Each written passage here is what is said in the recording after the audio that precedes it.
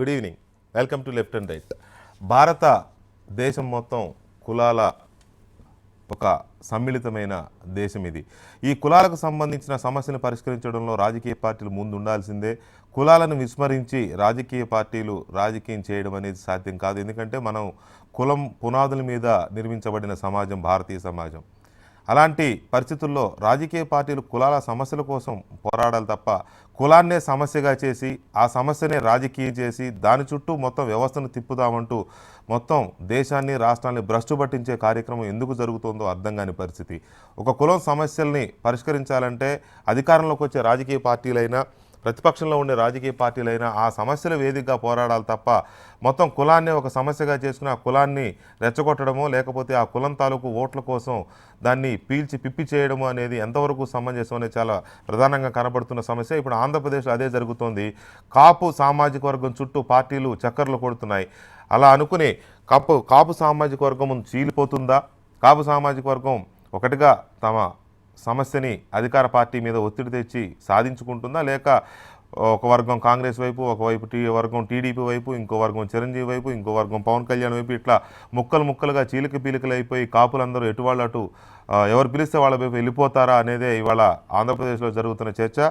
ప్రత్యేకించి కాపులతో ఆత్మీయ సమావేశం అంటూ దిగ్విజయ్ సింగ్ హడావుడిగా ఢిల్లీ నుంచి వచ్చి మరీ ఆంధ్రప్రదేశ్లో ఒక సమావేశాన్ని ఏర్పాటు చేసి చాలా కామెంట్స్ చేశారు. చంద్రబాబు నాయుడుకి అసలు కాపులకి రిజర్వేషన్ ఇవ్వడం ఇష్టం లేదు, దీన్ని సాగదీస్తున్నాడు, నానుస్తున్నాడు. మేము అధికారంలోకి వస్తే, ఇది కోర్ట్స్లో పెట్టాల్సిన సెంటెన్స్, మేము అధికారంలోకి వస్తే కాపులకు రిజర్వేషన్లు ఇస్తాం. కాంగ్రెస్ పార్టీ ఇంతకుముందు ఎప్పుడు అధికారం చూడలేదు, ఇంతకుముందు ఇప్పుడు అధికారంలో లేదు, ఇప్పుడు అధికారంలోకి వచ్చే అవకాశం ఉందా అసలు ఆంధ్రప్రదేశ్లో కాంగ్రెస్కి అనేవి చాలా కీలకమైన ప్రశ్నలు. సో ఎందుకు కాపుల్ని ఇలా రాజకీయం చుట్టూ తిప్పుకుంటున్నారు, ఎందుకు కాపుల్ని రాజకీయం చేస్తున్నారు? డెఫినెట్గా తెలుగుదేశం పార్టీ ఎన్నికల్లో హామీ ఇచ్చింది కాబట్టి కాపులకి బీసీగా రిజర్వేషన్ ఇవ్వాల్సింది, అందులో రెండో ఆలోచన లేదు. దాన్ని సాధించాల్సిన అవసరము, ప్రభుత్వం మీద ఒత్తిడి తేవాల్సిన అవసరం ఉంది. కానీ ఈ రకంగా కుల రాజకీయాలు చేయడం ఎంతవరకు కరెక్ట్ అనేదే ఇవాళ లెఫ్ట్ అండ్ రైట్.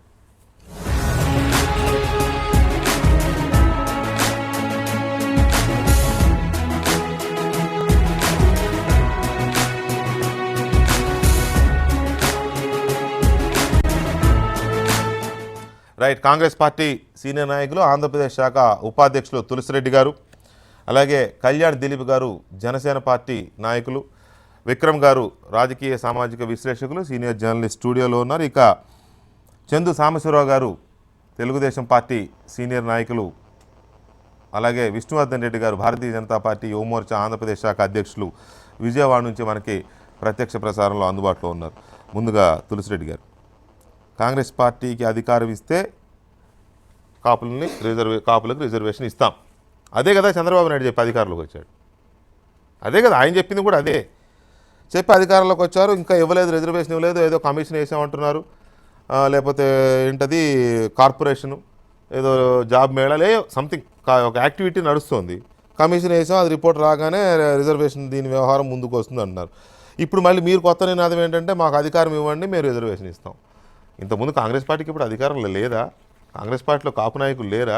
ఇంతకుముందు ఎప్పుడు కాపులు అడగలేదు రిజర్వేషన్, కొత్తగా అడుగుతున్నారు ఏమన్నా? ఇది ఏం రాజకీయం సార్? దిగ్విజయ్ సింగ్ గారు దీనికోసం ఆంధ్రప్రదేశ్కు రాలే. యాక్చువల్గా వచ్చేసి నిన్న ఇందిరాగాంధీ గారి వర్ధంతి, సర్దార్ పటేల్ గారి జయంతి సందర్భంగా రావడము, తర్వాత ఈ యొక్క సంవత్సరము ఇందిరాగాంధీ గారి శత జయంతి ఉత్సవాలు 100 సంవత్సరాలు అవుతుంది కాబట్టి నవంబర్ 19 నుండి నెక్స్ట్ నవంబర్ 19 వరకు శత జయంతి ఉత్సవాలు, దానికోసం రావడము. ఆ నేపథ్యంలో కోఆర్డినేషన్ మీటింగ్ ఒకటి, సమన్వయ కమిటీ మీటింగ్ పెట్టడము. సరే, ఆ నేపథ్యంలో మిగతా అంశాలు, ఇది కాపు అంశం కానీ మైనారిటీల అంశం కానీ అవి ఈరోజు పెట్టుకోవడం. యాక్చువల్గా వచ్చేసి ఆయన వచ్చింది ఇందిరాగాంధీ గారి శత జయంతి ఉత్సవాలకు ఏ విధంగా నిర్వహించాలా, సంవత్సరం పొడవునా ఎట్ట కార్యక్రమాలు చేయాలి, దానికోసం మీడియాకు వచ్చిన ఇన్ఫర్మేషన్ అయితే కాపు నాయకులతో ఆత్మీయ సమావేశం జరుగుతుంది రండి అని చెప్పి మాకు మెసేజ్లు వచ్చాయి. దానికి ముద్రగడ పద్మనాభాన్ గారు కూడా పిలిచారు కాబట్టి డెఫినెట్గా అదే అనుకుంటాం కదా. అదే యాక్చువల్గా నిన్న ఆ 2 మీటింగ్స్ ఉన్నాయి, ఇందిరాగాంధీ గారి శత జయంతి కార్యక్రమం, కోఆర్డినేషన్ మీటింగ్ ఈ రోజు ఉన్నారు కాబట్టి ఆ నేపథ్యంలో జరిగింది. ఇది రెండో విషయం వచ్చేసి ఇక్కడ యాక్చువల్గా వచ్చేసి కాంగ్రెస్ పార్టీ 2014 మేనిఫెస్టోలో కూడా దీని గురించి ప్రస్తావించడం జరిగింది. వెనుకబడిన తరగతుల కమిషన్ పునర్వ్యవస్థీకరణ, కొత్త కమిషన్ సిఫార్సుల ఆధారంగా కాపు బలిజా వంటి పలు కులాలకు వెనుకబడిన తరగతి జాబితాలో చోటు అని మేనిఫెస్టో కూడా పెట్టడం జరిగింది. తర్వాత ఇప్పుడు డిమాండ్ చేసేది కూడా ఏమి, టీడీపీ మీ మేనిఫెస్టోలో పెట్టిందని ఇంప్లిమెంట్ చేయండి. మేనిఫెస్టోలో ఏం చెప్పారు, కాపులకు రిజర్వేషన్ విషయమై ప్రత్యేక కమిషన్ను నియమించి నిర్ణీత కాల వ్యవధిలో బీసీలకు నష్టం జరగకుండా సమస్యను పరిష్కరిస్తాం, కాపులకు న్యాయం చేస్తాం. ఇడ రెండవ దాని కిందనే అగ్రవర్ణాలలో పేదలకు విద్యా ఉద్యోగాలు రిజర్వేషన్ సౌకర్యం కల్పిస్తాం. కాబట్టి దీంట్లో ఒకటి బీసీలకు నష్టం జరగకుండా, రెండవది అగ్రవర్ణాల్లో పేదలకు రిజర్వేషన్ కల్పిస్తూ అట్ ది సేమ్ టైం ఈ కాపులు కమిషన్ వేసి రిజర్వేషన్ చేస్తాం. దీన్ని రాజ్యాంగపరంగా సరే కోర్టులో సుప్రీంకోర్టు ఏ విధంగా ఉంటుంది, రాజ్యాంగపరంగా ఎటువంటివి ఉన్నాయో అది వేరు. రాజకీయ పార్టీల పరంగా మేము మేనిఫెస్టోలో పెట్టాము, మీరు మేనిఫెస్టోలో పెట్టారు, ఆల్మోస్ట్ అన్ని పార్టీలు మేనిఫెస్టోలో పెట్టారు. కాబట్టి మేనిఫెస్టోలో పెట్టిన ప్రకారంగా ఆల్రెడీ మంజునాథన్ కమిషన్ కూడా మీరు వేశారు. అది 7 నెలల్లో రిపోర్ట్ ఇస్తామని చెప్పారు. ఆ 7 నెలలు మన 28 ఆగస్టుకు చెప్పిన, అంటే అది 3 సంవత్సరాల కాల పరిమితి ఉన్నప్పటికీ చెప్పడం వచ్చేసి 7 నెలల్లో నివేదిక ఇస్తామన్నారు. అక్టోబర్ 28కి 7 నెలలు అయిపోయాయి అనేది ఆగస్టు 28. కాబట్టి ఆ నివేదిక తెప్పించండి. ఆ ముందు ఏదైనా ఏ పార్టీ చెప్పినా ఎవరు చెప్పినా ఫైనల్గా ఆ నివేదిక ఏముంటుంది అనేది మీరు చెప్పడమేమో అందులో చాలా క్లియర్గా ఉంది. అధికారంలోకి వచ్చిన తర్వాత, ప్రభుత్వం ఏర్పాటైన తర్వాత ఒక కమిషన్ ఏర్పాటు చేసి కాపుల మీద స్టడీ చేయించి నిర్ణీత కాల వ్యవధిలో రిజర్వేషన్ కల్పిస్తాము అనేది ప్రభుత్వం చెప్పిన తెలుగుదేశం పార్టీ ఇచ్చిన మాట. ఇప్పుడు అదే జరుగుతోంది. మీరు అనేది ఏంటంటే 3 సంవత్సరాల కాల పరిమితి ఉన్న 7 నెలల్లో రిపోర్ట్ ఇస్తామన్నారు కదా, 7 నెలల్లో ఇవి తీసుకుని చేయండి అని మీరు అంటున్నారు. మీరు చాలా సాఫ్ట్గా మాట్లాడుతున్నారు. మీ దిగ్విజయ్ సింగ్ గారు ఏం మాట్లాడుతున్నారు, పవన్ కళ్యాణ్ సాయంతో అధికారాన్ని చంద్రబాబు అనుభవిస్తున్నారు, కష్టం పవన్ కళ్యాణ్ది, అంటే సొమ్ము ఒకటి సోకూడదు అన్న తరహాలో, కష్టం పవన్ కళ్యాణ్ది, పవర్ చంద్రబాబుది, చంద్రబాబుని ఏపీ ప్రజలు ఎలా నమ్మారో అర్థం కావట్లేదు దిగ్విజయ్ సింగ్ గారికి. ఓకే సరే, చాలా ఇదిగా మాట్లాడారు అనుకోండి. ఏమైనా కాపులకి రిజర్వేషన్ ఇవ్వడం అనేది చంద్రబాబుకి ఇష్టం లేదు, అందుకే కమిషన్లని కార్పొరేషన్లని కాలయాపన చేస్తూ సాగదీస్తున్నారు. ఇది వాళ్ళు మాట్లాడిన మాటలు ఇవాళ అక్కడ మీటింగ్లో. సాంబశివరావు గారు, తులసిరెడ్డి గారేమో తెలుగుదేశం పార్టీ మేనిఫెస్టోలో ఏం పెట్టిందో స్పష్టంగా చదివి వినిపించారు. అక్కడ చెప్పినట్టే జరుగుతోంది. అయితే నిర్ణీత కాల వ్యవధి అంటే ఎంత కాల వ్యవధి, ఒక దశాబ్ద కాలం అంటే ఊరుకునే పరిస్థితి లేదు, అది ఎవరు సహించరు కూడా. అంతవరకు బాగానే ఉంది. కానీ దిగ్విజయ్ సింగ్ గారు రావడము, కాపులతో ఆత్మీయ సమావేశం నిర్వహించడము, దానికి ముద్రగడ పద్మనాభం గారు వెళ్ళడము, ఇదంతా చూస్తూ ఉంటే కాలయాపన చేస్తుంది తెలుగుదేశం ప్రభుత్వం అనేది వారి ఆరోపణ ప్రధానంగా. కమిషన్ అన్నారు, కార్పొరేషన్ అన్నారు, జాబ్ మేళా అన్నారు, ఏదో చాక్లెట్లు బిస్కెట్లు ఇస్తున్నారు, అసలు భోజనం పెట్టకుండా అన్నట్టుంది వ్యవహారం.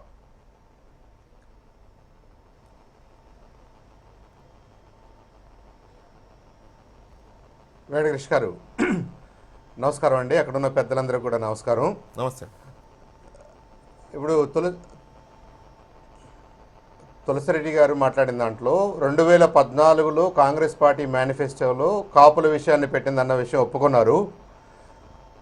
దానికంటే ముందు 2004 మేనిఫెస్టోలో కూడా కాపుల్ని బీసీలో చేర్చే అంశం మీద వాళ్ళు మేనిఫెస్టోలో ప్రామిస్ చేశారు. అవును. 2004 నుంచి 2014 వరకు నిద్రపోయిన కాంగ్రెస్ పార్టీ నాయకత్వం, ఆ మధ్యలో దిగ్విజయ్ సింగ్ గారు చాలా కాలం మనకి పరిశీలకుడుగా ఉన్నాడు ఈ రాష్ట్రానికి. అప్పుడు మాట్లాడిన దిగ్విజయ్ సింగ్ గారు ఆ విషయాన్ని ఇప్పుడు ఇంత క్లియర్గా మాట్లాడటం, ఇంత ఒత్తిడి చేసి మాట్లాడటం అనేది అది అనైతికం అని నేను అనుకుంటున్నాను. నెంబర్ 1.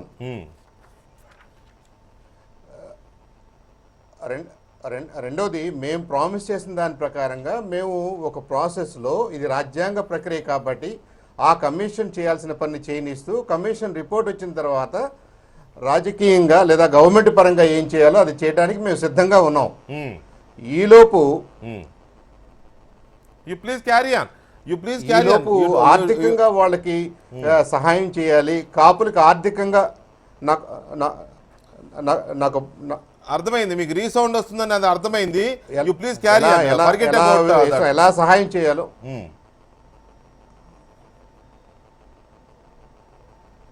వెంకటేష్ గారు, ఈ కాపుల్ని బీసీలో చేర్చేదానికి ఫైనల్ గా ఏంటి బెనిఫిట్?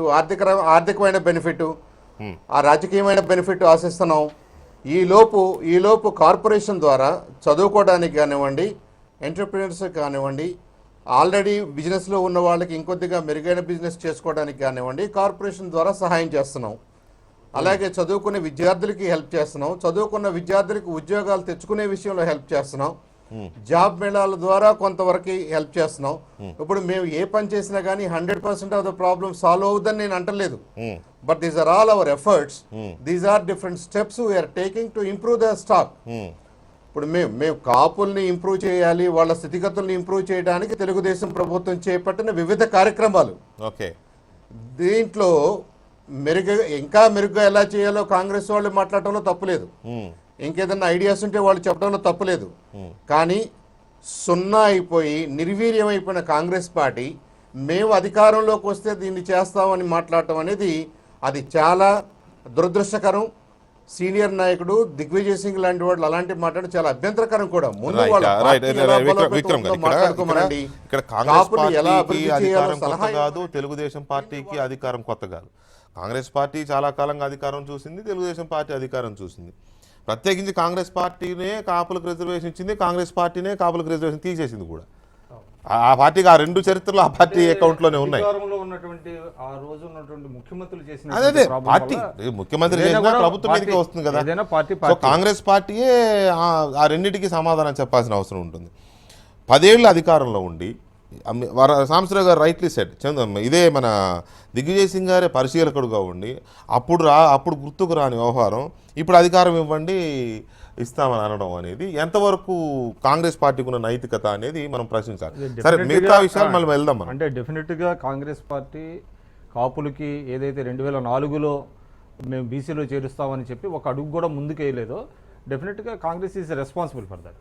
ఎందుకంటే దానికి ఒక సమాధానం ఇవ్వాల్సినటువంటి అవసరం ఉంది. But at the same time Telugu Desam is also equally responsible అంట. ఎందుకంటే మీకు అపోజిషన్లో ఉన్న ప్రధాన ప్రతిపక్షంగా ఉన్నటువంటి తెలుగుదేశం కాంగ్రెస్ మేనిఫెస్టోలో ఇచ్చిన అనేక హామీల మీద పట్టుబట్టి ఒక ప్రతిపక్షంగా ఒత్తిడి చేసి ఎందుకంటే అనేక సమస్యల మీద పోరాడారు వాళ్ళు 10 సంవత్సరాల్లో. కానీ కాపుల రిజర్వేషన్ మాత్రం కన్వీనియంట్గా వదిలేశారు. కాబట్టి మీకు ఇప్పుడు కాపులు అంటే ఎవరు ఒక ప్రధానమైనటువంటి రాజకీయ పక్షాలే ప్రజల తరఫున పోరాడాల్సిన అవసరం ఉంటుంది. కాబట్టి ఒక ప్రధాన ప్రతిపక్షంగా తెలుగుదేశం కూడా ఏం చేయలేదు. కానీ ఎప్పుడైతే రాష్ట్ర విభజన జరిగిన తర్వాత కులాల వారీగా ఓట్లు లెక్కలు వేసుకున్నారు వీళ్ళంతా. ఏ వర్గాలని ఆకర్షిస్తే ఏమేంటి ఎలా ఉంటుంది అనేటువంటిది. ఆ టైంలో ఏంటంటే రాష్ట్రం విడిపోయిన నేపథ్యంలో కాపుల సంఖ్య అధికంగా ఉంది కాబట్టి కాపుల్ని కొంచెం చేయటం కోసం ఇటు కాంగ్రెస్లో మేనిఫెస్టోలో పెట్టారు, తెలుగుదేశం మేనిఫెస్టోలో కూడా పెట్టారు. అయితే గతంలో ఏ విధంగా అయితే కాపుల తరఫున ఒక మాట్లాడే వాయిస్ లేకుండా పోవటం మూలన ఈ సమస్య అదే విధంగా అనేక దశాబ్దాలుగా అక్కడే ఉన్నదో దాదాపు 2 ఏళ్ళు అయిన తర్వాత కూడా ఎక్కడ ఒక అడుగు కూడా ముందుకు పడలా. అటువంటి నేపథ్యంలో ముద్రగడ పద్మనాభం అనేటువంటి ఒక రాజకీయ నాయకుడు, ఆయనకి ఏ పార్టీతో సంబంధం లేదు. ఆయన ఎప్పుడైతే ఇది మళ్ళీ మొదలు పెట్టారో కాపులకు రిజర్వేషన్లు ఇవ్వాలి, అది హామీని నిలబెట్టాలి చంద్రబాబు గారు, లేకపోతే నేను ఏదో దీక్ష చేస్తానని ఎప్పుడైతే ఆయన పెట్టి తుని సభ పెట్టారో అప్పటి నుంచి తెలుగుదేశంలో చలనం మొదలైంది. అప్పటికప్పుడు వెంటనే ఒక కార్పొరేషన్ ఏర్పాటు చేయడం, లేకపోతే 1000 కోట్లతో ఒక కార్పస్ ఫండ్ పెట్టడం ఇవన్నీ చేశారు. కాకపోతే 3 సంవత్సరాలు 3 బడ్జెట్లో 3000 కోట్లు పెట్టాల్సింది నేను అనుకోవటం 1000 కోట్లు ఎంతో పెట్టినట్టున్నారు. కాబట్టి ఇది ఏంటంటే ఒక ఓట్ల రాజకీయం కోసం చేసినటువంటిది ప్రయత్నం తప్ప నిజంగా చిత్తశుద్ధి లేదండి. నిజంగా చిత్తశుద్ధి ఉండేటట్టయితే అందరితో అంటే అన్ని పార్టీలతో ఒక కన్సెన్సస్ తీసుకొచ్చి దీన్ని 9th షెడ్యూల్లో పెట్టి చేయొచ్చు ఇది. కానీ అది చేయట్లా. అంటే 9th షెడ్యూల్లో ఒక నిమిషం కంప్లీట్ చేస్తాం. 9th షెడ్యూల్లో ఇప్పుడు మీకు కర్ణాటక తమిళనాడులో ఏ విధంగా అయితే మీకు మోర్ దెన్ 50% ఉందో 9th షెడ్యూల్లో పెట్టచ్చు, అది పెట్టి ఇవ్వచ్చు. అంటే దట్ ఆల్సో ఏంటంటే జ్యుడిషియల్ రివ్యూ చేయొచ్చు. 9th షెడ్యూల్లో ఉండేటువంటి అంశాలకి పూర్తిగా ఇన్ టోటల్ చేయాలని లేదు. కానీ బై దట్ టైం ఏంటంటే ఇవి ఇంప్లిమెంట్ అవుతూ ఉంటాయి. కాబట్టి గతంలో పుట్టుస్వామి కమిషన్ వచ్చింది, దాల్వా సుబ్రహ్మణ్యం కమిషన్ వచ్చింది, ఇప్పుడు మళ్ళీ ఇంకో కమిషన్ వేస్తున్నారు. ఈ కమిషన్లో వచ్చిన తర్వాత ఏం చేస్తారు? తిరిగి పార్లమెంట్లో చట్ట సవరణ చేయాలి, రాజ్యాంగ సవరణ చేయాలి. రాజ్యాంగ సవరణ చేసి 9th షెడ్యూల్లో పెట్టాలి. 9th షెడ్యూల్లో పెట్టినప్పటికీ కూడా సుప్రీంకోర్టు రూలింగ్ ఉంది. ఇంకా అది ఏంటంటే కర్ణాటక తమిళనాడులో మోర్ దెన్ 50% ఉన్నాయి బీసీలు రిజర్వేషన్లో, అది ఇంకా పెండింగ్లో ఉంది. కానీ ఆ జడ్జిమెంట్ వచ్చేంత వరకు కూడా they can enjoy the reservations. ఆ ప్రయత్నం కూడా జరగట్లా ప్రభుత్వ పరంగా. కాబట్టి ఇవంతా కాంగ్రెస్ కానివ్వండి, తెలుగుదేశం కానివ్వండి, ఇదేంటంటే వీళ్ళ మీద ప్రత్యేక ప్రేమ ఇదని కాదు, నంబర్స్. ప్రజల్ని ఓటర్లుగా చూస్తున్నారు, కులాలని ఓట్లుగా చూస్తున్నారు. కాబట్టి ఇటువంటి సమస్య వస్తుంది. రైట్. కళ్యాణ్ గారు, ఇక్కడ పద్మనాభం గారికి కూడా ఇదేం కొత్త కాదు. రిజర్వేషన్ వ్యవహారం మీద మాట్లాడడం కానీ, దీక్షలు కానీ, లేకపోతే పోరాటం అని ఇదేం కొత్త కాదు. అప్పుడు కూడా ఆ సామాజిక వర్గం నుంచి ఆయన ఒక లీడర్గా బాగా ఎస్టాబ్లిష్ అయ్యారు స్లోగన్తో. ఇవాళ డెఫినెట్గా ఏ పార్టీ అయితే హామీ ఇచ్చి అధికారంలోకి వచ్చిందో, కాంగ్రెస్ వచ్చిండే కాంగ్రెస్ని అడిగేవాళ్ళు, తెలుగుదేశం వచ్చింది కూడా తెలుగుదేశాన్ని అడుగుతున్నారు, తప్పలేదు, అంతవరకు ఓకే. కానీ ఈ పార్టీల చుట్టూ తిరగడమో లేకపోతే పార్టీలు వీళ్ళని వాడుకోవడం అయినప్పుడు ఇష్యూ రాజకీయం అయిపోతుంది. సార్, ఇందులో మనం ప్రప్రథమంగా మాట్లాడుకోదలుచుకుంటే కనుక కొంచెం కూలంకషంగా పెద్దలందరూ ఉన్నారు, అందరి పెద్దలకి కూడా ఇక్కడ అనుభవం ఉంది. ఈ కాపు ఓటు బ్యాంకు, కులాల వారీగా ఓటు బ్యాంకు, ఈ పవర్ సెంటర్డ్ పాలిటిక్స్ అనేటువంటికి మనం కాసేపు ఫుల్ స్టాప్ పెట్టుకోవాల్సినటువంటి అవసరం ఉన్నది. కరెక్ట్.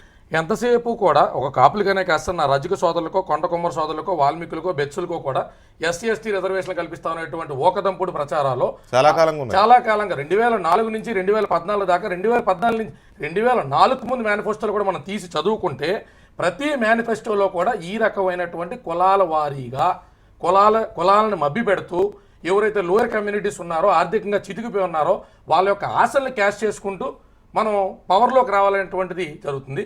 ఇవాళ దిగ్విజయ్ సింగ్ గారు వచ్చేదో కొత్తగా అయితే ఏమని చెప్పలేదు సార్. ఈ ట్రెడిషనల్ పాలిటిక్స్ 1 to 10 ఒక సైకిల్, 10 to 1 ఒక సైకిల్, 1 to 10 ఒక సైకిల్, 10 to 1 ఒక సైకిల్. ఒకవేళ పొరపాటున మొన్న కాంగ్రెస్ పార్టీ కనుక పవర్లోకి వచ్చుంటే టీడీపీ ఇదే అంశాలు లేవనెత్తుకునేది. టీడీపీ పవర్లోకి వచ్చింది కానీ కాంగ్రెస్ పార్టీ లేవనెత్తుకుంటుంది. వీళ్ళందరికీ అంతర్గతంగా ఇంకొక లాజిక్ ఏంటంటే ఎట్లా కాపు ఉద్యమాన్ని మనం కొంచెం హైలైట్ చేసి దాన్ని పక్కదరవ పట్టించి పవన్ కళ్యాణ్ దీనికి ఆపాదించేయాలి. అందుకని ఇలా సెంట్రికల్ పాలిటిక్స్ అనేటువంటి కాస్త ఆపి ప్రజలకు నిజంగా ఏ రకంగా అయితే మంచి జరుగుతున్నటువంటి దిశగా ఈ ఊరు ఆలోచిస్తున్నట్టయితే కనపడట్లేదు సార్. 2, కాపుల్లో విభజన నీలం సంజీవ్ రెడ్డి గారి టైం నుంచి ఏ రకంగా జరిగింది, ఆ తర్వాత క్రమంలో జరిగినటువంటి పరిణామాలు ఏంటి, ఎన్టీఆర్ గారి టైంలో జరిగినటువంటి పరిణామాలు ఏంటి, ఇవన్నీ విశ్లేషించుకుంటూ కూర్చుంటామంటే 2 చేతులు కలిస్తేనే తప్పట్లండి. మనం కేవలం ఓన్లీ ఒక పార్టీ వాళ్ళను, ఒక సామాజిక వర్గం వాళ్ళను ఎవరిని తొక్కేస్తారని అనుకోవడం కంటే కాపు నాయకులు కొంతమంది స్వలాభం కోసం చేసుకున్నటువంటి తప్పిదాలు ఉన్నాయో, కాపులే స్వలాభం కోసం చేసుకున్నటువంటి తప్పిదాలు ఉన్నాయో, అనాలోచితంగా చేసుకున్నటువంటి తప్పిదాలు ఉన్నాయో, అన్నింటికి మూల్యం వాళ్ళ కాపు సోదరులతో పాటు ఉన్న కాపు ఇతరుల కులాల్లో కూడా బాధపడుతున్నటువంటి పరిస్థితి ఉంది. అందుకని దీంట్లో మనం గమనించాల్సినటువంటి అంశం ఏంటంటే ప్రభుత్వం ఈ మేనిఫెస్టో పెట్టేటప్పుడు తెలియదా ఇందులో ఉండేటువంటి ఇబ్బందులు ఏంటనేటువంటిది, ఇందులో అమలు చేయడానికి వెళ్ళేటువంటి ఇబ్బందులు ఏంటనేది ప్రభుత్వానికి తెలియదా? ప్రభుత్వానికి అన్నీ తెలిసినా ఈ రకంగా డీలాపరిచి కాపు సామాజిక వర్గ మిత్రుల్ని రోడ్డు మీదకి ఎక్కించి 10 మందిలో అభాసు పాలు చేసి పొద్దున్న ఎవరో మిత్రులు మాట్లాడుతూ ఉన్నారు మన HMTV లైవ్ షోలోనే, కాపులకు రాజ్యాధికారం కావాలా లేకపోతే బీసీ రిజర్వేషన్ కావాలని, కడుపుకి అన్నం కావాలి సార్, ఏ కులానికైనా ముందుకు అన్నం కావాలి, అవసరాలు కావాలి, ఆ తర్వాత రాజ్యాధికారం దూర్కీ బాత్. ముందు మనకు కావాల్సింది కడుపుకి అన్నం కావాలా. రిజర్వేషన్లు అడుకునే పరిస్థితి ఎందుకు వచ్చారండి? ఒకప్పుడు 100 ఎకరాలు ఉన్నటువంటి ఆసాంలు, 100 ఎకరాలు చేస్తున్న జమీలు ఉన్నటువంటి జమీందారులు ఇవాళ ఎవరి యొక్క స్వలాభం కోసం 30 సంవత్సరాలు 40 సంవత్సరాలు 4 దశాబ్దాలు రోడ్డు మీదకి వచ్చారనేటువంటిది ప్రతి పార్టీ యొక్క తప్పిదం ఇందులో ఉన్న సార్. ఏ పార్టీ ఇందులో మినహాయించాల్సినటువంటి అవసరం లేదు. ఈ సున్నితమైన అంశానికి సంబంధించి దీన్ని మసిపూసి మారేడుగా చేసి రప్చర్ చేసి ఎవరికాలు ఇండివిజువల్ బెనిఫిట్ పొందాలని చూడడం ఇందులో మాత్రం విష్ణువర్ధన్ రెడ్డి గారు సార్. ఆయన దగ్గరికి వెళ్తానికి ముందు ముద్రగడ్డ పద్మనాభం గారు వచ్చేదానికి ముందు ఏమైనది, ముద్రగడ్డ పద్మనాభం గారు లేరా కాంగ్రెస్ రూలింగ్ లో, ఇది కేవలం అసలు ఎవరు మాట్లాడకుండా ఉన్నప్పుడు ఒక్క మనిషి వచ్చి మాట్లాడినా ఆ మనిషిని కార్నర్ చేసే దిశగా మాట్లాడడం కంటే ఎవరో ఒకళ్ళైతే మాట్లాడినారు. ముద్రగడ్డ పద్మనాభం గారు స్టార్ట్ చేసిన తర్వాత దాన్ని ప్రతి పార్టీ క్లెయిమ్ చేసుకునే దిశగా వెళ్ళింది తప్ప ముద్రగడ్డ పద్మనాభం గారు నోరిప్పేదాకా కూడా పెద్దలు మహానుభావులు ఆయనతో పాటు సహచర మంత్రులు కాంగ్రెస్ పార్టీలో పనిచేసిన వాళ్ళు ఇదే దిగ్విజయ్ సింగ్ గారు వాళ్ళ మీటింగ్ అటెండ్ అయినటువంటి హేమలు అందరికీ కూడా ఎవరు మాట్లాడరండి. ఎందుకు మాట్లాడతారు? వాళ్ళకి ఇది ఏదో రప్చర్ అయి పెంటమెంట్ మీడియా అంటూ ఫోకస్ చేసిన తర్వాత అప్పుడు హైలైట్ కోసం మాట్లాడాలి తప్ప అప్పుడు దాకా కాపులు కేవలం ఓటు బ్యాంక్ రాజకీయాలకి, నా రజక సోదరులు కొండ కొమ్మర సోదరులు ప్రతి ఒక్కరికి కూడా అరచేతులు వైకుంఠం చూపించడానికి మాత్రం. విష్ణువర్ధన్ రెడ్డి గారు దాదాపు 27% 28% ఉన్న ఓటు బ్యాంకు కోసం కాంగ్రెస్ పార్టీ రంగంలోకి దిగింది.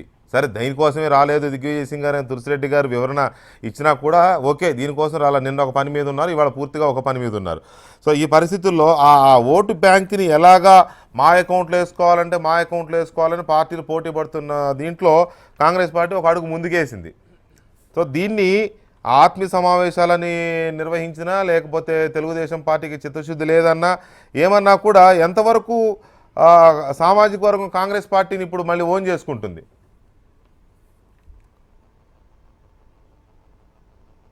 విష్ణు కృష్ణ గారు, ముందుగా అందరికీ నమస్కారం. అక్కడ ఒక్క విషయాన్ని, కాంగ్రెస్ పార్టీ యొక్క రాజకీయ వ్యవహార శైలిని మనం దశాబ్దాల కాలంగా గమనిస్తే రాజకీయ అవసరాల కోసం ఎంత దిగజారుడు పడినటువంటి అంశాల్లో అయినా దిగజారుతుంది కాంగ్రెస్ పార్టీ అనే దానికి ఉదాహరణ ఏంటంటే ఈ దేశద్రోహానికి సంబంధించి పాల్పడిన ఉగ్రవాదులను ఎన్కౌంటర్ చేస్తే ఆ ఉగ్రవాదులు అంతకుముందు ఒక జైలర్ని చంపి బయటికి వెళ్ళిపోతే కూడా దాన్ని కూడా రాజకీయ అవసరాల కోసం మాట్లాడే పరిస్థితి వచ్చింది. ఆంధ్రప్రదేశ్ రాష్ట్ర రాజకీయాల్లో వాళ్ళు ఒప్పుకున్నా ఒప్పుకోకపోయినా కాంగ్రెస్ పార్టీ పరిస్థితి అటు నుయ్య ఇటు గొయ్య ఎటుగాని మధ్యలో ఉంది. వాటి పరిస్థితి అస్తవ్యస్తంగా ఉంది. ఈ సందర్భంగా ఎన్నికల సందర్భంలో కాపులకు రిజర్వేషన్ ఇస్తామని చెప్పి అధికారంలో 10 సంవత్సరాలు ఉన్నటువంటి పార్టీ లేకపోతే వాళ్ళ అధికారంలో వాళ్ళు ఇవ్వాల్సినటువంటి వాళ్ళు ఇవ్వలేదు. ఆ పార్టీలో కీలకమైన పదవులు పిసిసి కమాండ్ స్టేట్లో అధ్యక్షులు పనిచేసిన బొత్స సత్యనారాయణ లాంటి వాళ్ళు కూడా ఆ పార్టీలో కీలకమైన వ్యక్తులు. వాళ్ళెవరు వాళ్ళ అధికారంలో ఉన్నప్పుడు ఇవ్వలేదు. ఇవ్వకోకుండా ప్రతి సందర్భంలో కూడా మేనిఫెస్టోలో కాంగ్రెస్ పార్టీ మేనిఫెస్టోని మనం పరిగణలోకి తీసుకుంటే రాజశేఖర రెడ్డి గారు ముఖ్యమంత్రిగా 2004 ఎన్నికల మేనిఫెస్టోలో పెట్టారు, 2009 ఎన్నికల మేనిఫెస్టోలో పెట్టారు. ఇటు ఈరోజు తెలుగుదేశం పార్టీ అధికారంలోకి వచ్చింది కాబట్టి ఇప్పుడు మిత్రుడు చాలా చక్కగా చెప్పాడు. వాళ్ళ అధికారంలో ఉంటే వాళ్ళు అడుగుతారు, వీళ్ళ అధికారంలోకి వచ్చి వీళ్ళు అడుగుతారు. ఇక్కడ ఏంటంటే ఒకటి కాంగ్రెస్ పార్టీ ఇలాంటి కుయ్యక్తులు తాత్కాలిక రాజకీయాలతోటి ఆంధ్రప్రదేశ్ ప్రజల అభిమానాన్ని చూరగొట్టామనేటువంటిది తప్పు. వాస్తవ ప్రాతిపదికన రాజకీయాలు చేస్తే ప్రజలు హర్షిస్తారనే విషయాన్ని నేను గుర్తు చేస్తున్నా. ఈ కాపు రిజర్వేషన్ అంశానికే పరిమితం అయితే ఒకటేంటంటే తెలుగుదేశం పార్టీ ఎన్నికల మేనిఫెస్టోలో వాళ్ళ పార్టీ కాపులకు రిజర్వేషన్ ఇస్తారని చెప్పింది. ఈరోజు కాపు రిజర్వేషన్ అనేది చాలా చిన్న అంశం కాదు. రాయలసీమ ప్రాంతానికి వస్తే కాపులు బలిజలుగా ఈరోజు వాళ్ళు ఈ గ్రూపులో ఉంటున్నారు, కాపులే కలిశారు బలిజ కమ్యూనిటీ.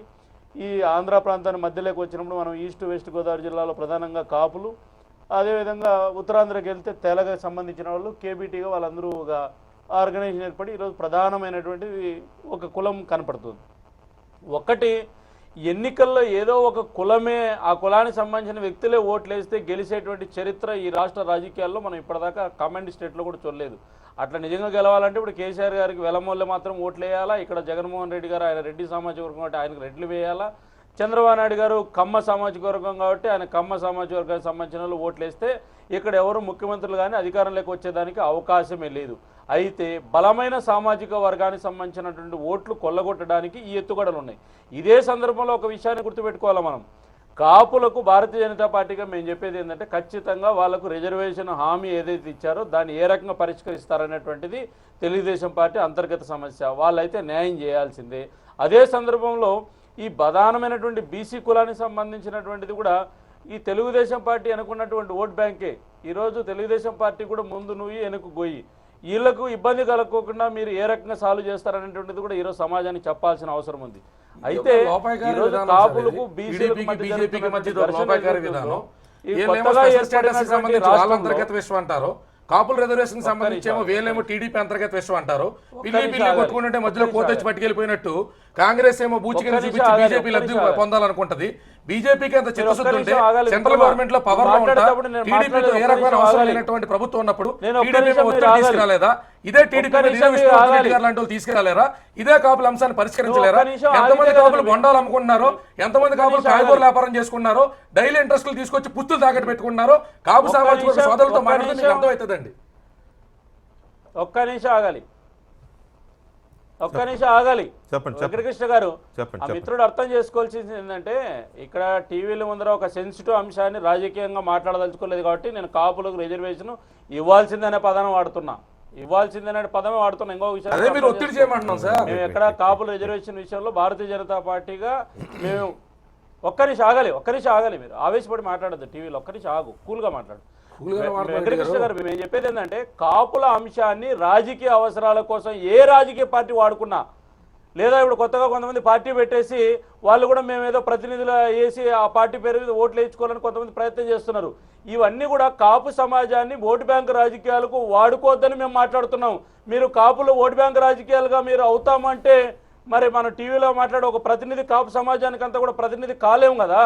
నేను గుర్తు చేసేది ఏంటంటే కాపు సమాజంలో కూడా వెనుకబడినటువంటి వర్గాలు, వెనుకబడినటువంటి వ్యక్తులు ఉన్నారు. వాళ్లకు న్యాయం జరగాలనేటువంటి విషయంలో మేము ఏకంగా రెండో అంశమే లేదు మాకు. అదే సందర్భంలో ఈరోజు రాజశేఖర రెడ్డి గారు ముఖ్యమంత్రి ఉన్న సందర్భంలో ఒక తప్పు జరిగింది ఆంధ్రప్రదేశ్లో. ఏంటంటే 50% రిజర్వేషన్ అనేటువంటిది మారదు అనేటువంటి సందర్భంలో కూడా ఈరోజు మత ప్రాతిపదికన రిజర్వేషన్లు చెల్లవు అంటే చెల్లుతాయి అని చెప్పి 5% రిజర్వేషన్ ఎన్నికల హామీ ఇచ్చి అడ్డగోలుగా నిర్ణయం తీసుకొని ఇంప్లిమెంట్ చేశారు. ఇంప్లిమెంట్ చేసిన తర్వాత కోర్టు కొట్టేసింది.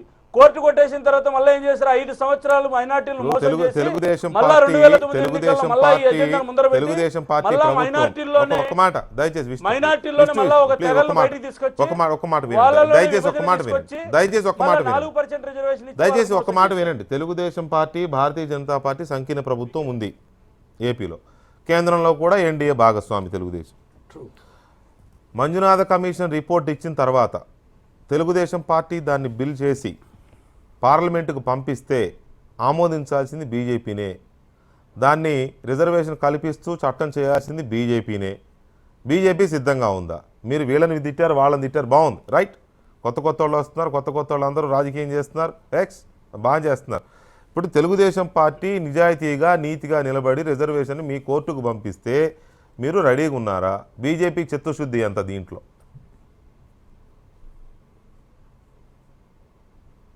మంజునాథ కమిషన్ ఏదైతే ఆంధ్రప్రదేశ్లో ప్రకటిస్తుందో మంజునాథ కమిషన్ కూడా స్పష్టంగా అనేక సందర్భాల్లో మొన్ననే ఒక 10 రోజుల కింద అనంతపురం జిల్లాలో పర్యటించింది. అనేక మంది బీసీ సంఘాలు వివాదం చేశారు. దాన్ని చేసినప్పుడు వాళ్ళకి చెప్పాడు, మంజునాథ కమిషన్ కూడా చెప్పింది ఏంటంటే మేము బీసీలకు ఎటువంటి అన్యాయం జరగకోకుండా దీన్ని ఒక షార్ట్అవుట్ చేస్తున్నాము అని. నిజంగా కూడా ఆంధ్రప్రదేశ్లో ఒక సానుకూలమైనటువంటి దృక్పథంతో కేంద్ర ప్రభుత్వానికి నివేదిక ఇస్తే ఖచ్చితంగా కాపులకు న్యాయం జరిగే మళ్ళీ ఉపన్యాసాలు వద్దు సార్, పార్లమెంట్ సార్ మళ్ళీ ఉపన్యాసాలు వద్దు సార్. వైఖరిని విష్ణువర్ధన్ రెడ్డి గారు, అనుకూలమైన విష్ణువర్ధన్ రెడ్డి గారు మళ్ళీ ఉపన్యాసాలు వద్దు సార్. మనం ఎక్కడెక్కడ చెప్పొద్దండి. మీరు అన్ని పార్టీలని తిట్టకుండా తిట్టారు. మీరు తెలుగుదేశం పార్టీ కూడా ఇవ్వాల్సిన అవసరం ఉందని మీరే అన్నారు, రైట్, ఇవ్వాల్సిన అవసరం ఉంది. మీ భాగస్వామి, మీరు కేంద్రంలో మీ చేతుల్లో అధికారం, రిజర్వేషన్ ఇచ్చే అధికారం నాకు తెలిసినంత వరకు చట్టపరంగా చూస్తే చంద్రబాబు నాయుడు గారి కంటే నరేంద్ర మోడీ గారికి ఎక్కువ అధికారాలు ఉన్నాయి. ఆ విషయం మీకు తెలుసు. ఈయన ఏమైనా ఒక ఉత్తరం మీకు రాస్తాడు, ఆ ఉత్తరం మీద స్టాంప్ వేయాల్సింది మీరే. ఇక్కడ బీజేపీ మీ వైపే అందరూ చూస్తారు. అసలు విషయం వచ్చేసరికి దయచేసి బీజేపీ యొక్క కమిట్మెంట్ ఎంత కాపులకు రిజర్వేషన్ ఇవ్వడంలో అనే దాని మీద బీజేపీ ఇప్పుడు ఫిక్స్ అవ్వబోతోంది. దయచేసి ఒక్క నిమిషం లైన్లో ఉండండి. కాపు జేఏసీ గుంటూరు జిల్లా ఇన్ఛార్జ్ జనార్దన్, ఒక్క నిమిషం విష్ణు ఒక్క నిమిషం దయచేసి ఒక్క నిమిషం. గుంటూరు జిల్లా ఇన్ఛార్జ్ జనార్దన్ టెలిఫోన్ లైన్లో ఉన్నారు. జనార్దన్, గుడ్ ఈవినింగ్ అండి. హలో, యా, మీ ఈ కాపు ఆత్మీయ సమావేశాలను ఒకరు, లేకపోతే కాపు మద్దతు సమావేశాలను ఇంకొకరు, పార్టీలు, నేను ఇండివిజువల్స్ గురించో లేకపోతే వ్యక్తుల గురించో మాట్లాడడంలా, సంఘాల గురించో మాట్లాడడంలా, పార్టీలు ఈ రకంగా రోజుకొక పార్టీ రావడము, కాపులేదో మాతో వచ్చేస్తారు అని అనుకోవడము, వీళ్ళందరూ హామీలు ఇచ్చిన వాళ్ళే, వీళ్ళందరూ హామీలు తప్పిన వాళ్ళే. సో ఓవరాల్గా సామాజిక వర్గానికి చెందిన జేఏసీ కానీ, నాయకులు కానీ, పెద్దవాళ్ళు కానీ, వ్యక్తులు కానీ ఏం ఆలోచిస్తున్నారు, పార్టీల మీద ఉన్న విశ్వసనీయత ఎంత అనేది చాలా కీలకమైంది. ఒకటి చెప్పండి, నేను ఇవాళ ఈవినింగ్ ఈ డిబేట్ ఉంది కాబట్టి అసలు ఏంటి వాతావరణం ఎలా ఉందని తెలుసుకుంటే, ఒక ఆయన చెప్పింది ఏంటంటే కమిషన్ వేశారు, కమిషన్ రిపోర్ట్ వస్తుంది, అదొకటి. కార్పొరేషన్ పెట్టారు, కొంత యాక్టివిటీ ఉంది. అలాగే జాబ్ మేళా పెట్టారు, మొన్ననే 4,800 5,000 ఉద్యోగాలు వచ్చాయి, ఇట్లా యాక్టివిటీ ఉంది. కాబట్టి అంత వీళ్ళ రాజకీయ పార్టీలు అనుకున్నంత అసంతృప్తితో ఏం లేరు. కానీ రిజర్వేషన్ కోసం చాలా ఈగర్గా ఉన్నప్పటికీ వీళ్ళు అనుకున్నట్టుగా ఎవరు పిలిస్తే వాళ్ళు వెంబడి వెళ్ళిపోవడానికి కాపులేం అంత బొమ్మలు కాదనే రకంగా ఒక వాదన నేను విన్నా. సో జేఏసీ పరంగా మీ ఆర్గ్యుమెంట్ ఏంటి రాజకీయ పార్టీల ఈ చక్కర్ మీద? ఓకే, వెంకటకృష్ణ గారు, మీరు ఒక మంచి ప్రశ్న వేశారు. ఏదైతే రాజకీయ పార్టీలు కులాన్ని ఆర్గనైజ్ చేస్తున్నాయో అది ఎంత మేరకు సముచితంగా ఉందనేది ప్రశ్న వేశారు. రాజకీయ పార్టీ ఏదైతే అధికారంలో ఉందో ఆ పార్టీ వెనక కాపులు రీసెంట్ గా వాళ్ళు చేసిన సర్వేలో ఎంత పర్సెంటేజ్ ఉన్నారు, లేదంటే ఆ ఓటు బ్యాంకు ప్రతిపక్ష పార్టీ పోతుందా అని ఒక సర్వే చేరినప్పుడు అంతర్గత సర్వేలో తేలింది ఏంటంటే కాపులంతా ఒక్కటిగా ఉన్నారు, ప్రభుత్వ వ్యతిరేకంగా ఉన్నారు. అదే సమయంలో ఈ కాపులు సమైక్యంగా ఉన్నారని ఈ సర్వేలో తేట తెలవటం మనం గమనించాల్సిన అవసరం ఉంది. అయితే కాపులని విభజించి పాలించాలనే రాజకీయ పార్టీల ఆలోచన సముచితం కాదు. పార్టీల ద్వారా అధికారంలో ఉన్న పార్టీ కానీ ప్రతిపక్ష పార్టీలు కానీ ఏదైతే ఇప్పుడు కార్తీక వనభోజనాల పేరుతో ప్రత్యేకంగా పార్టీలే ఇతర పార్టీలు ఇతర సామాజిక వర్గాలు కాపు కార్తీక వనభోజనాలని ఆర్గనైజ్ చేసే పరిస్థితికి వచ్చింది. అదేవిధంగా కాపులు ఇప్పుడు జేఏసీ సమావేశాలకు వస్తున్న పక్షంలో కానీ ఇప్పుడు మీరు చెప్పిన సంఘ కార్యక్రమాలు సమావేశాలు ఏర్పాటు చేస్తున్న సందర్భంలో కానీ దానికి ఇతర సామాజిక వర్గాలకు సంబంధించిన శాసనసభ్యులు ముఖ్యంగా ఇతర సామాజిక వర్గాలు ఏదైతే కాపులు అణగదొక్కే ప్రయత్నం చేస్తా ఉన్నారో అటువంటి సామాజిక వర్గానికి సంబంధించిన నేతలు శాసనసభ్యులు వీళ్ళు సభాధ్యక్షత వహించగా కాపు నేతల సమావేశాలు కొనసాగుతూ ఉన్నాయి. అంటే ఇప్పటి నుంచే కాపుల్ని తమ వైపు తిప్పుకోవాలి. గ్రామ స్థాయి నుంచి వార్డు స్థాయి నుంచి కాపు నాయకత్వం ఏదైతే ఉన్నదో వాళ్ళు తమ పార్టీలో కొనసాగుతున్నారనేది చెప్పే భావన ప్రజల ద్వారా అదేవిధంగా మీడియా ద్వారా పంపే కార్యక్రమం మనం చూస్తూ ఉన్నాం. చూసాం, మీరు ఒక ప్రశ్న వేశారు కాపు జాబ్ మేళా అనేది. మీరు స్పష్టంగా చూడండి, కాపు జాబ్ మేళాకి రాష్ట్ర ప్రభుత్వం ఖర్చు పెట్టిన ప్రకటన ఖర్చు ఎంత, దానికి సంబంధించిన ఆర్టికల్స్ ఎన్ని ఫ్రంట్ పేజీలో వచ్చాయి, ఎన్ని బ్రేకింగ్ లో వచ్చాయి, ఎన్ని వచ్చాయి. కానీ అక్కడ కాపు యువతకి ఎటువంటి న్యాయం జరిగింది? కాపు యువత బీటెక్, ఎంటెక్, పీజీలు చదివిన విద్యార్థులకి 5,000, 6,000 వేతనంగా ప్రకటిస్తా వచ్చారు. అక్కడ దాదాపు 300 పెద్ద సంస్థలు అంటే ఇప్పుడు వస్తాయన్నారు. మీరు జాబుల మీద దృష్టి పెడుతున్నారా లేకపోతే ప్రభుత్వం చేసే ప్రకటనల మీద దృష్టి పెడుతున్నారా? మీకు ఉద్యోగాలు ముఖ్యమా? అంటే ప్రభుత్వాలు ఇంత చేసి ఇంత చెప్పుకుంటే టైంలో ప్రభుత్వాలు జాబ్ మేళాలు పెట్టి ప్రకటనలు ఇచ్చుకుంటే ప్రచారం చేసుకుంటే తప్ప? అంటే ప్రభుత్వం ప్రకటన చేయొద్దనేది కాదు జేఏసీ వైఖరి. వాళ్ళు కంపల్సరీ కూడా యువతని ఆదుకోవాలి, ముందుకు తీసుకెళ్లాలి. కాకపోతే ఏదైతే పెద్ద సంస్థలు అని చెప్పి యువతని అక్కడికి జాబ్ మేళా పేరు మీద పిలవటం జరిగిందో వాళ్ళకి 5,000, 6,000 కాకుండా కాపుల యువత యొక్క మనోభావాలు పెరిగే విధంగా తమ పక్షాన ప్రభుత్వం ఉంది, ముఖ్యమంత్రి చంద్రబాబు నాయుడు గారు తమ గురించి ఆలోచిస్తున్నాడు అనే విధంగా వాళ్ళని ముందుకు తీసుకెళ్లే విధంగా ప్రభుత్వ వైఖరి ఉన్నట్లయితే స్వాగతించాలి. మీరు అన్నట్టుగానే ప్రభుత్వం అది చేయదండి. ఒకవేళ జాబ్ మేళా చేసి ఉండేది కాదు. ఆ 5,000 మందికి మీరు ఇచ్చేవాళ్ళ ఉద్యోగాలు ఇవ్వటం కాదు. ఏం మాట్లాడుతున్నారు మీరు? మీ వైఖరి ఏంటో నాకు అర్థం కాలేదు. బేసిక్ గా జాబ్ మేళాలు చేయండి, కార్పొరేషన్ ద్వారా నిధులు ఇవ్వండి అని అంటూ రిజర్వేషన్ మాట్లాడండి. కానీ జాబులు చేసి ప్రచారం చేసుకుంటున్నారు అంటే ప్రచారం చేసుకోండి, జాబులు వచ్చాయా లేదా అది మాట్లాడండి. అంతేగాని ప్రభుత్వం ఏదైతే చేస్తా అంటే మీరు చెప్పినట్టు మీ వెనకాల తిరగాలి, రాజకీయ పార్టీలు చెప్పినప్పుడు రాజకీయ పార్టీలు చుట్టూ తిరగాలి, ధర్నాలు చేయమంటే ధర్నాలు చేయాలి, లేకపోతే ఇంకోటేదో నాశనం చేయమంటే ఇంకోటేదో నాశనం చేయాలి, అలా చేస్తూ ఉండాలి తప్ప వాళ్ళు స్టేబుల్ అవ్వద్దు, వాళ్ళ లైఫ్ లో సెటిల్ అవ్వద్దు, వాళ్ళకు ఉద్యోగాలు వద్దు, ఏమొద్దు, మన చుట్టూ తిరుగుతూ ఉండాలి. చిన్న అవకాశం నాకు ఒక్కసారి మీరు ఆలోచించండి. బీటెక్, ఎంటెక్ చదివిన విద్యార్థికి అరే బీటెక్, ఎంటెక్ అన్ని కులాల్లో చదివారండి, అన్ని సామాజిక వర్గాల్లో చదివారు. Not only BTech, not only Kapu. ఇక్కడ మాట్లాడాల్సింది మనం కాపు సామాజిక వర్గానికి సంబంధించి ప్రభుత్వం రిజర్వేషన్ ఇస్తుందా లేదా, ఇది చర్చ. ఈ చర్చ జరుగుతున్నప్పుడు మీరు 5,000 ఉద్యోగాలు ఎందుకు ఇచ్చారు, మీరు ప్రకటనలు ఎందుకు వేసుకున్నారు, ఇది కాదు జనార్దన్ గారు. Anyway, thank you very much. కాబట్టి నేను దాన్ని తీసుకున్నాను, ఆ విషయాన్ని తీసుకున్నాను. ఏదైతే రిజర్వేషన్ సంబంధించిన అంశం ఉందో ఆ అంశం హామీని అమలు చేయడం కోసమే ముద్రగడ పద్మనాభం గారు ఉద్యమిస్తా ఉన్నారు. మీరు చూడండి, కావాలంటే ఆయన దాన్ని దీక్షలో కూర్చున్న గంటకే తీసుకెళ్లి హాస్పిటల్లో చేర్చడం జరిగింది, కుటుంబం మీద దాడి చేయడం జరిగింది, వారి సతీమాన్ని తీవ్రంగా అవమానించే విధంగా వ్యాఖ్యలు చేయడం. సరే మళ్ళీ ఆ సెన్సిటివ్ మ్యాటర్స్ తీస్తే చాలా వస్తాయి, దాంట్లో నుంచి బయటకు చాలా వస్తాయి జనార్దన్ గారు. దాన్ని వదిలేద్దాం మనం, ఎందుకంటే దాని వెనక ఉన్న వ్యవహారాలు వీటి మీద రకరకాల ప్రచారాలు జరుగుతూ ఉన్నాయి. దాని వెనక ఇంకా వ్యక్తులు కొంతమంది విచారణ కూడా ఎదుర్కొంటున్నారు. సో అవన్నీ వద్దు దయచేసి. నేను ఈ క్షణానికి ఈ చర్చకే పరిమితం అవుతున్నా. నేను ఆ చర్చలోకి వెళదామంటే నేను కొంతమంది వ్యక్తులను కూడా తీసుకొస్తారు ఈ చర్చలోకి. సో అది వద్దు జనార్దన్ గారు. Anyway, thank you very much.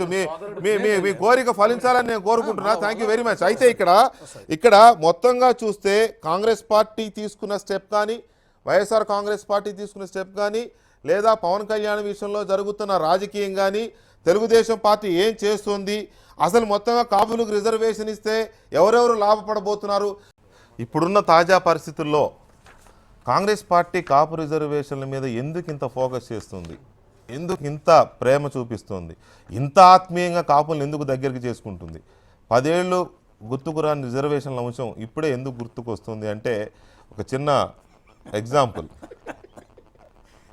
Narreddy Tulasi Reddy గారు, తండ్రి పేరు నర్రెడ్డి నారాయణ రెడ్డి గారు, గడ్డంవారిపల్లి గ్రామం, వీరపనాయనిపల్లి మండలం, కడప జిల్లా.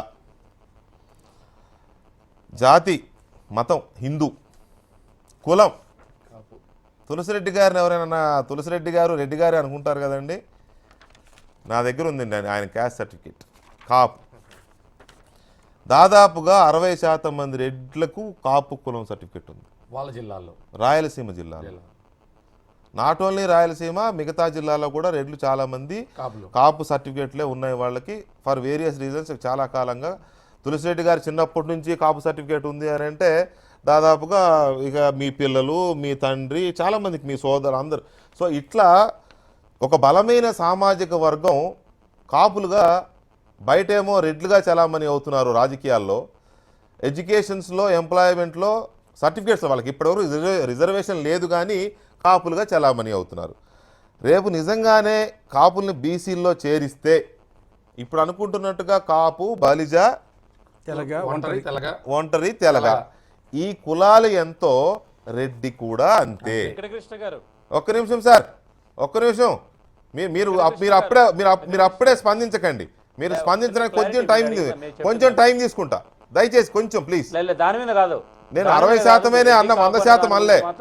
కదిరికి చెందిన విష్ణువర్ధన్ రెడ్డి గారు దీంట్లో ఉంటారో లేదో నాకు తెలియదు. నేను 100% అనలేదు, 60% మాత్రమే అన్నాను. దయచేసి కొంచెం లెట్ మీ సార్. ఇక్కడ రాజకీయం ఎలా తిరుగుతోంది ఆగండి సార్, కొంచెం ఆగండి ప్లీజ్. కొంచెం ఓపికగా ఉండండి. ఎందుకు ఇంత రాజకీయంగా ప్రేమ చూపిస్తున్నారు వీళ్ళు? నాట్ ఓన్లీ కాంగ్రెస్ పార్టీ, చాలా పార్టీలు. నిజంగా కాపుల మీద చిత్తశుద్ధి ఉంటే ఎప్పుడో రిజర్వేషన్ వచ్చి ఉండాలి. ఇప్పటి వరకు ఎందుకు రాలేదు? ఇప్పుడే ఎందుకు ఇంతగా ఎగబడుతున్నారు అనే దానికి ఇది ఒక సాక్ష్యం. నా పక్కన కూర్చొని తులసిరెడ్డి గారి కులం, సారీ ఈ పదం పదే వాడాల్సి వచ్చేందుకు నేను సిగ్గుపడుతున్నాను నిజానికి. ఐఎమ్ వెరీ సారీ తులసిరెడ్డి గారు, but this is true.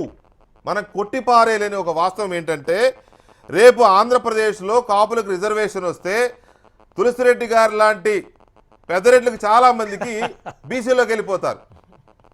That is the point. ఇది రాజకీయం వెనుక ఉన్న వ్యవహారం. తులసిరెడ్డి సరే నేను రాంగులో వెళ్తే మీరు నన్ను సరి చేద్దరు కానీ ఒక్క నిమిషం. తులసిరెడ్డి గారు మీరు ఓసీనా, బీసీ అయితే బీసీనా? ఒక్క నిమిషం ఆగండి సార్.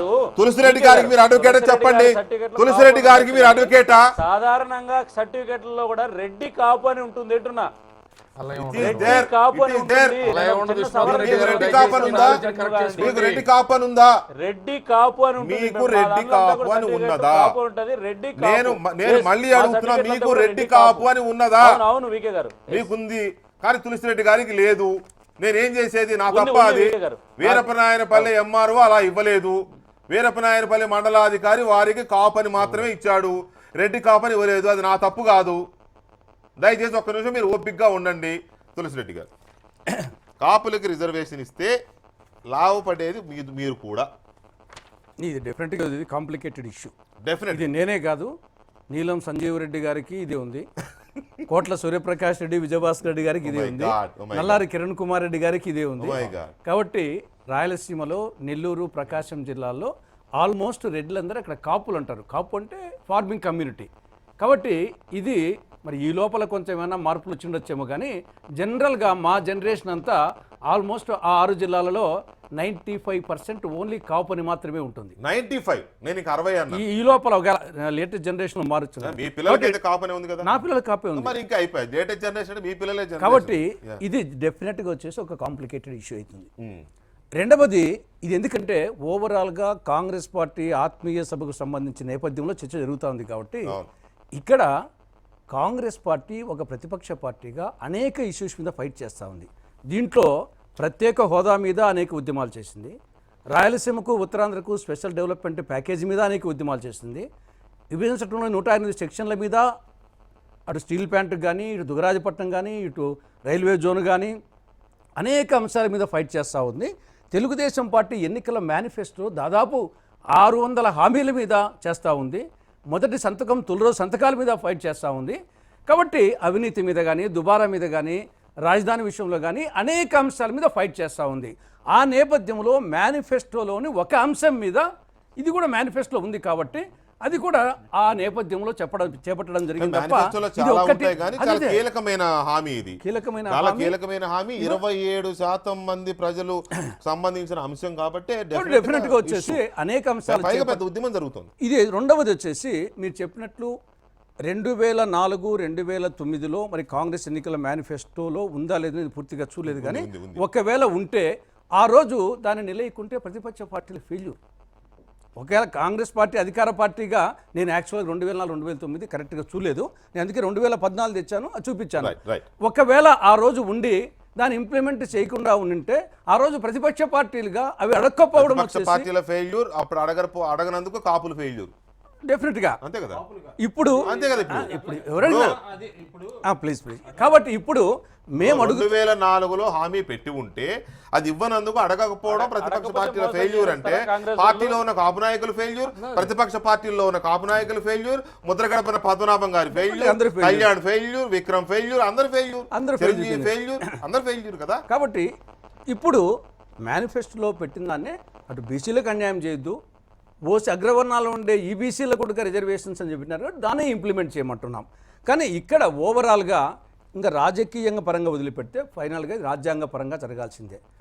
ఇప్పుడు రాజకీయ పరంగా ప్రస్తుతానికి చేయాల్సింది ఏమిటి, Manjunathan commission as early as possible report ఇవ్వాలి. వాళ్ళు రిపోర్టు ఏమిస్తారు అనేది ముందు అదే ఒక మెయిన్ క్వశ్చన్. ఆడ రిపోర్ట్ ఇచ్చేటప్పుడు జనాభా ప్రాతిపదిక తీసుకుంటారా, ప్రాతినిధ్యం ప్రాతిపదిక తీసుకుంటారా, వెనుకబడితనం బేస్ తీసుకుంటారా, సామాజిక వివక్ష తీసుకుంటారా, అనేక అంశాలు ఉన్నాయి బీసీలో వేయాలంటే. కాబట్టి ముందు మంజునాథన్ కమిషన్ ఇప్పుడు పల్స్ సర్వే తీసుకుంటామంటున్నారు, కాబట్టి ముందు వాళ్ళు నివేదిక ఏమి ఇస్తారు అనేది ప్రధానమైన అంశం. ఆ నివేదిక ఇచ్చిన తర్వాత దాన్ని పాజిటివ్గా ఇచ్చింది అనుకో. విక్రమ్ గారు, ఇక్కడ ఒక అంశం యొక్క హామీ నెరవేరాలంటే, లేదు అది పూర్తిగా చట్టరూపం దాల్చాలి అని అంటే ఎలాంటి అడ్డంకులు ఉండకూడదు.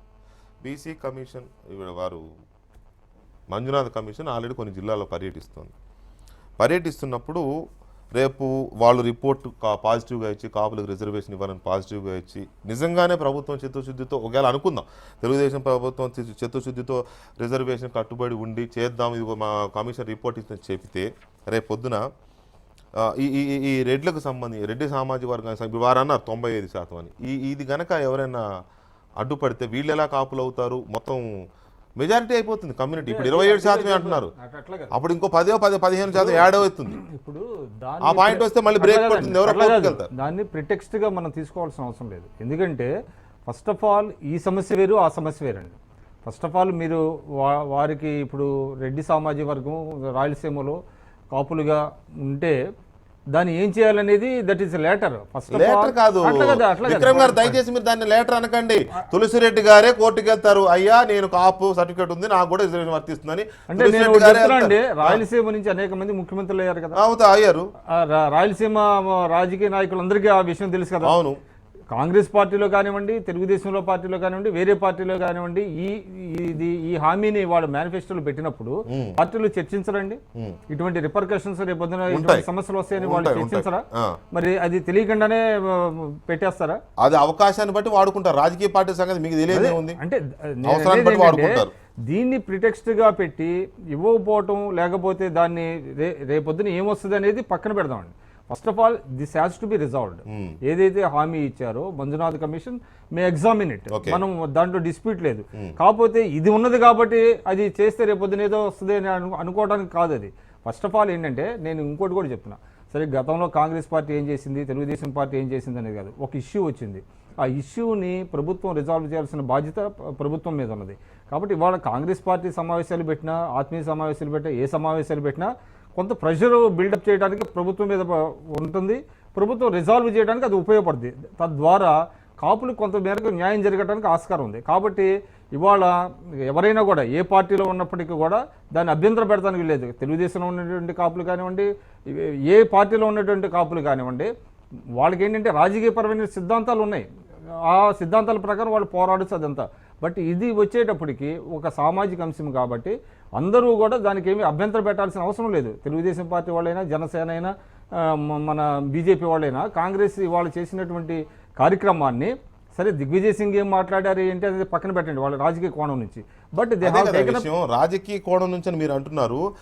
అంటే నేనేం మాట్లాడుతున్నానంటే, ఇప్పుడు వరకు కాంగ్రెస్ పార్టీ కానీ వారు అన్నారు ప్రతిపక్షాలు మాట్లాడి ఉండాల్సిందని. ఎస్, ప్రతిపక్షాలు మాట్లాడాలి, అంతవరకు బాగానే ఉంది. కానీ దానికి పొలిటికల్ కలర్ ఇచ్చి రాజకీయంగా కొంచెం రెచ్చగొట్టే విధంగా మాట్లాడితే నష్టపోయేది మళ్ళీ మనమే, మన సోదరులు మనమే నష్టపోతాం.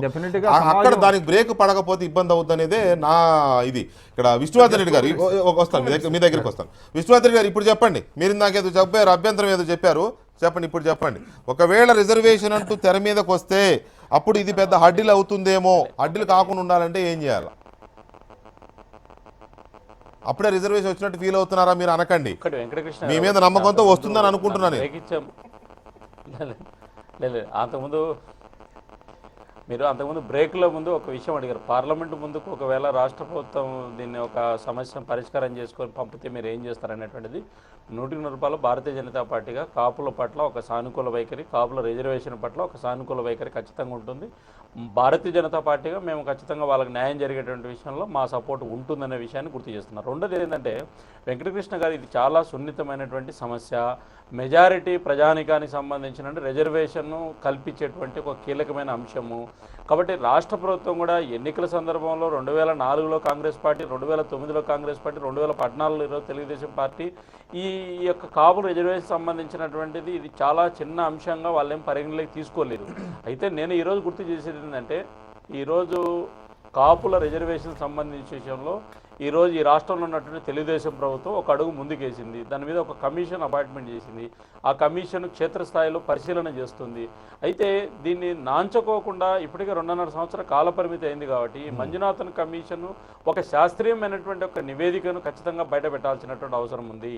దీనికి శాస్త్రీయమైన నివేదిక బయటకు వచ్చిన తర్వాత ఇది ఒక జాతికి సంబంధించినటువంటి ఏదైతే వీళ్ళు ప్రధానమైన సమస్యగా చెప్తున్నారో అదే సందర్భంలో ఒక ప్రధానంగా 50% మంది లేదా 35% మంది ఉన్నటువంటి ఆధారపడేటువంటి కులంలో వీళ్ళను చేర్చేటువంటి అంశం కాబట్టి దీని యొక్క చాలా జాగ్రత్తగా రాష్ట్ర ప్రభుత్వం ఒక నిర్ణయం తీసుకోవాలి. నిర్ణయం తీసుకొని కాపులకు న్యాయం చేయాలి. కాపులకు న్యాయం జరిగేటువంటి విషయంలో భారతీయ జనతా పార్టీగా ఒక సానుకూలమైన వైఖరి ఖచ్చితంగా ఉంటుందనేటువంటి విషయాన్ని ఒక కాల పరిమితితో కూడిన నిర్ణీత కాల పరిమితితో కూడిన వ్యవధిలో రిజర్వేషన్ ఇవ్వాలని మేనిఫెస్టోలో ఉన్న అంశం ఆల్రెడీ 2.5 సంవత్సరాలు అయిపోయింది.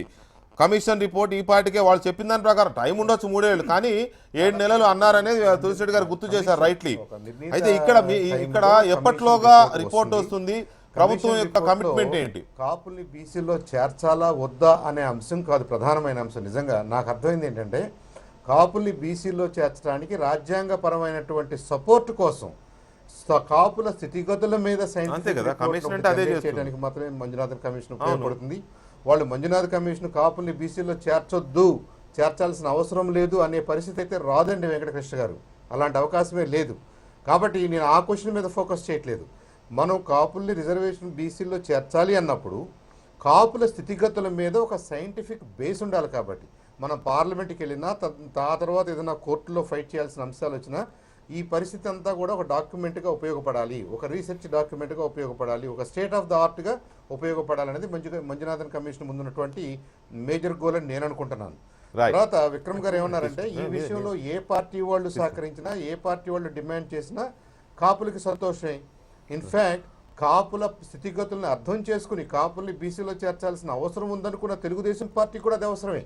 అన్ని పార్టీలు సహకరిస్తే మిగతా కులాలకు ఇబ్బంది లేకుండా, బీసీ వర్గాలకు ఇబ్బంది లేకుండా దీన్ని మనం బీసీల్లో ఎలా యాడ్ చేయాలి, ఎంత పర్సంటేజ్ని మనం పెంచుకోగలం అనే విషయంలో అందరూ సహకరిస్తే ఎక్సలెంట్.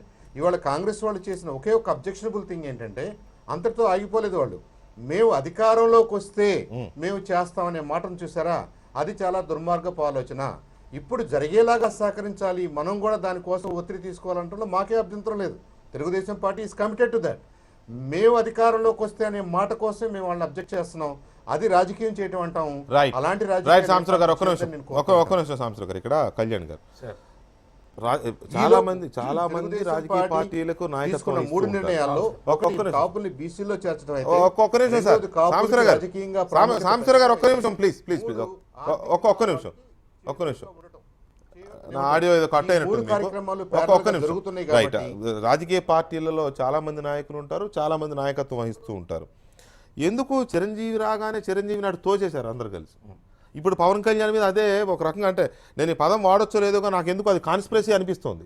ఒక కుట్ర జరుగుతోంది తెలిసో తెలియకనో మరి ఆయనను మొత్తంగా అటు తోసేయాలి. చిరంజీవి లాగానే ఈయనను కూడా దీంట్లో చేసేయాలా, పార్టీకి అర్థం చేసేయాలా. సామాజిక ఆయన నెత్తినోరు బాదుకున్నాడు. ఒకటికి 10 సార్లు చెప్పాడు నాకు అది కులం కులం లేదు, అంటే నాకు మతం లేదు, చెప్పాడు కదా నా భార్య కూడా చెప్పాడు కదా. క్రిస్టియన్, నా బిడ్డ ఏ క్రిస్టియన్ రాజకీయ పార్టీ మాట్లాడినా పవన్ కళ్యాణ్ ఏదో కాపులకు ఐకాన్ అన్నట్టుగా వాళ్ళు చిత్రిస్తున్నారు, ఆయన చిత్రించుకోవట్లేదు. వీళ్ళు చిత్రించి ఆయన ఒక ఇది చేస్తారు. ప్రతిపక్ష పార్టీలు అన్ని చేస్తున్న పని అదే. సో ఈ నేపథ్యంలో మీ పార్టీ చాలా అలర్ట్ గా ఉండాలేమో అనిపిస్తుంది ఈ వ్యవహారంలో. సార్ నేను 3 నిమిషాల్లో క్లుప్తంగా 3 నిమిషాలు అంత టైం లేదు, just 2 minutes please. Sir first of all Chiranjeevi గారి టైంలో జరిగినటువంటి పరిణామాలు, చిరంజీవి గారి టైంలో మాకు లేనటువంటి మీడియా సపోర్టు రకరకాల కారణాల చేతను లేదా అంతర్గతంగా ఉన్నటువంటి సంస్థాగతమైన నిర్మాణ లోపాల వల్ల చిరంజీవి గారు కాపులకి కన్ఫైన్ చేయడం, పోనీ అలాగని చెప్పి ఆ కాపుల ద్వారా పొందినటువంటి లబ్ధి అక్కడే ఓడిపోయాడు కదా. ఏ లబ్ధి లేకపోతే చిరంజీవి గారు కన్ఫైన్ చేయడం. కానీ పవన్ కళ్యాణ్ గారి విషయంలో అలాంటి ప్రయత్నాలు ఎవరు చేస్తున్నప్పటికీ కూడా దానికి స్ట్రాంగ్ చెక్ మార్క్ పెట్టేటువంటి దిశగా మా పార్టీ నిర్మాణం జరుగుతుంది. 2, కాపు సోదరులకు సంబంధించినటువంటి ఇష్యూని ఏ పార్టీ కూడా ఇప్పటిదాకా కంటి తుడుపు చర్యలు చేయడం తప్ప ఎవ్వరూ కూడా కాపు సోదరులకు సంబంధించి నిజమైన ఆర్థిక స్థితి గురించి మాట్లాడే ప్రసక్తి కానీ నైతిక విలువలు కానీ లేవు సార్. మీరు అమీర్పేట నుంచి కుక్కడపల్లి దాకా కానీ ఎల్బీ నగర్ నుంచి టోలీ చౌక్ దగ్గర వెళ్తే కొబ్బరి పండాలు అమ్ముకునేటువంటి 100 మందిలో 90 మంది కాపు కులం వాళ్ళు ఉన్నారంటే ఆశ్చర్యపోసినటువంటి విషయం లేదు. ఇవాళకి 10 రూపాయల వడ్డీకి తీసుకొచ్చి అదే వ్యవసాయ ఆధారితంగా బతుకుతున్నారు. వాళ్ళకి మంచి చేయండి సారు, వాళ్ళ దగ్గర నుంచి వచ్చే రెవెన్యూ కూడా 1 కోటి పైచిలుకు మంది ఉన్నటువంటి కాపుల నుంచి వచ్చేటువంటి రెవెన్యూ కూడా మీకు అంతే దిశలో ఉంది. కాబట్టి వాళ్ళకి మీరు చేస్తానన్నది చేయమని ముద్రగడ్డ పద్మనాభం గారు చేసిన అదే విషయాన్ని చేయమని పవన్ కళ్యాణ్ గారు మళ్ళీ ఈ విషయం గురించి ఎక్కడ స్పందిస్తే ఆయన కంటగట్టేద్దాం, పవన్ కళ్యాణ్ గారిని కాపును ముద్రసేద్దాం అనే ప్రయత్నాలు ప్రతి పార్టీ కూడా మానుకోవాలి. జనసేన పార్టీకి కులం కానీ మతం కానీ లేదని ఆయన బిడ్డకి క్రిస్టియన్ పేరు పెట్టుకున్నప్పుడే ప్రజలకు అర్థం. కాంగ్రెస్ పార్టీ అయినా ఇంకో పార్టీ అయినా కాపులకు రిజర్వేషన్ సాధించాల్సిందే, కాపులకు రిజర్వేషన్ ఇవ్వాల్సిందే, అందులో సందేహం లేదు. ఎందుకంటే అన్ని పార్టీలు హామీ ఇచ్చున్నా ఇప్పుడు అధికారంలో ఉన్న పార్టీ ఇచ్చింది కాబట్టి డెఫినెట్గా ఇచ్చి తీరాల్సిందే, ఎట్టి పరిస్థితుల్లో రిజర్వేషన్ చేసి తీరాల్సిందే. కాకపోతే అర్హత ఉన్న కులాలకు మాత్రమే జరగాలి. అది మళ్ళీ అది 10 మందికి చేసి దాన్ని ఒక కషాయంలాగా మార్చకుండా అర్హత ఉన్న వారికి మాత్రమే రిజర్వేషన్ జరగాలి, అంతే తప్ప దాన్ని రాజకీయం చేసి మళ్ళీ ఒక విషవలయంగా మార్చకూడదు ఆంధ్రప్రదేశ్ రాష్ట్రాన్ని అనేది ఎవరు కోరుకున్నా కూడా. Thank you very much Vikram. వరకు ఇచ్చినా దట్స్ గ్రేట్ తులసిరెడ్డి గారు, థ్యాంక్ యూ వెరీ మచ్. అలాగే కళ్యాణ్ గారు, విశ్వనాథ్ రెడ్డి గారు అండ్ సాంబశివరావు గారు, థ్యాంక్ యూ వెరీ మచ్ మాతో చర్చలో పాల్గొన్నందుకు. ఇది వాటి లెఫ్ట్ అండ్ రైట్. మళ్ళీ రేపు కలుద్దాం. Good night.